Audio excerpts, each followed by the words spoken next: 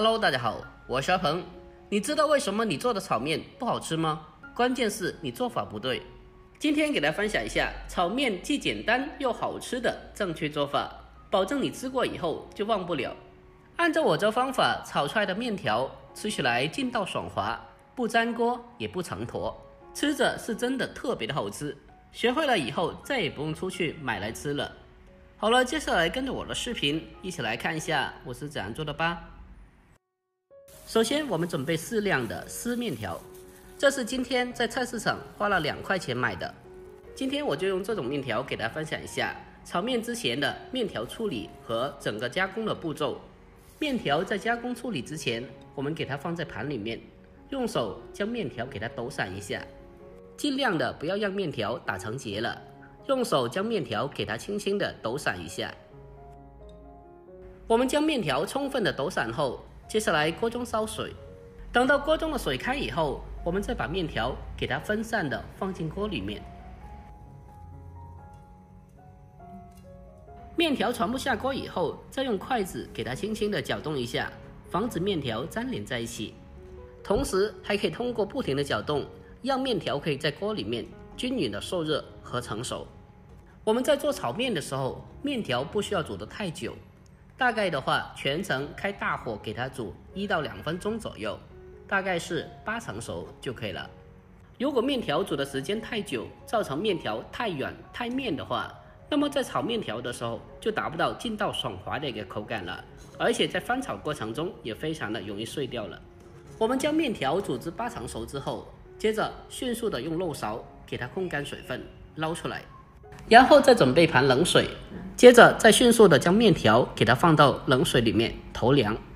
再用筷子给它轻轻的搅动一下，将面条划开划散。面条经过冷水的浸泡过后，让面条迅速的降温，从而让面条吃起来更加的劲道爽滑。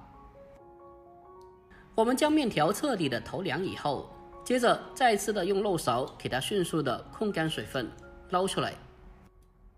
控干水分以后，接着再重新的放回盆里面，然后再往里面添加半勺的花生油，然后再用筷子将它轻轻的拌一下，给它充分的拌均匀。我们在面条里面添加少许的花生油，这样可以防止面条成坨，从而粘连在一起。我们将面条充分的搅拌均匀之后，接着先放开旁备用。接下来再准备其他配料，准备少许的包菜，把包菜给它直接的切成包菜丝。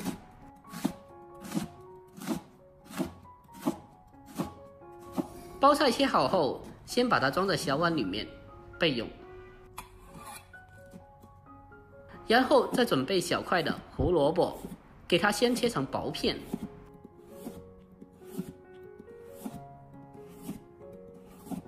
最后我们再把它改刀切成胡萝卜丝。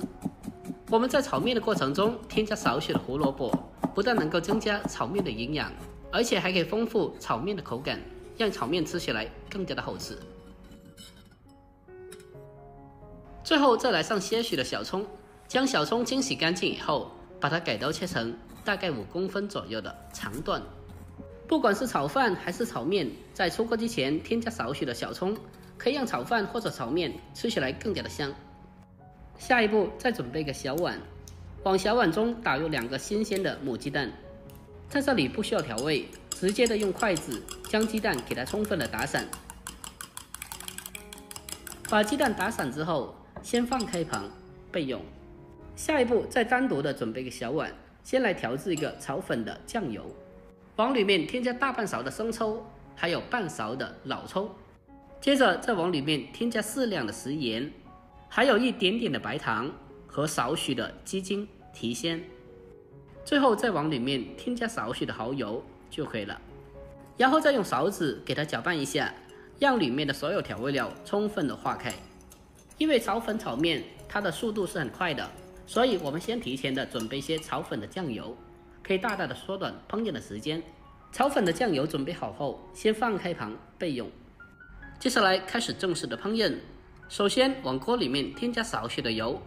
然后再把鸡蛋液倒进锅里面，开中火给它翻炒一下，把鸡蛋液翻炒至成熟凝固。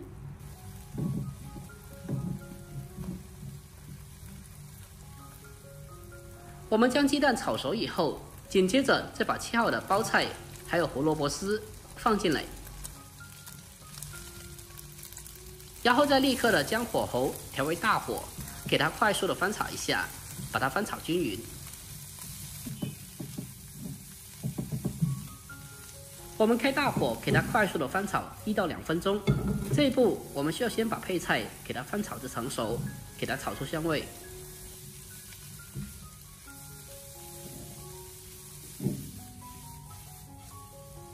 把配菜炒熟以后，紧接着再把面条放进来，然后再继续的开大火，将它快速的翻炒一下，把面条和配菜给它充分的翻炒均匀。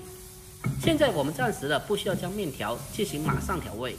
因为面条它是冷的，所以这一步我们需要先把面条炒热、炒香。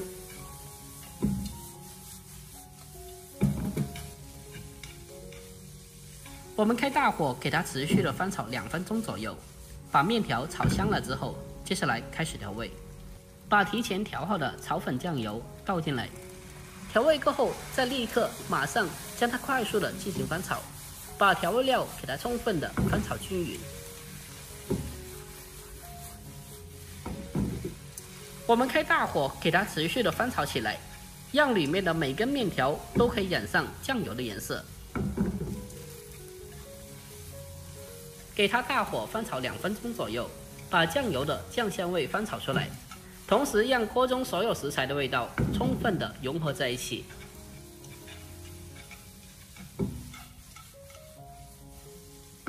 全部炒香以后，紧接着再把剩余的葱段放进来，然后再继续的开大火，将它快速的翻炒几下，把葱段给它翻炒至成熟断生。我们在炒面条的时候，尽量的用筷子来炒。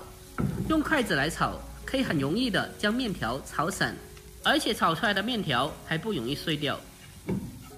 我们给它持续的翻炒一小会，把葱段翻炒至成熟，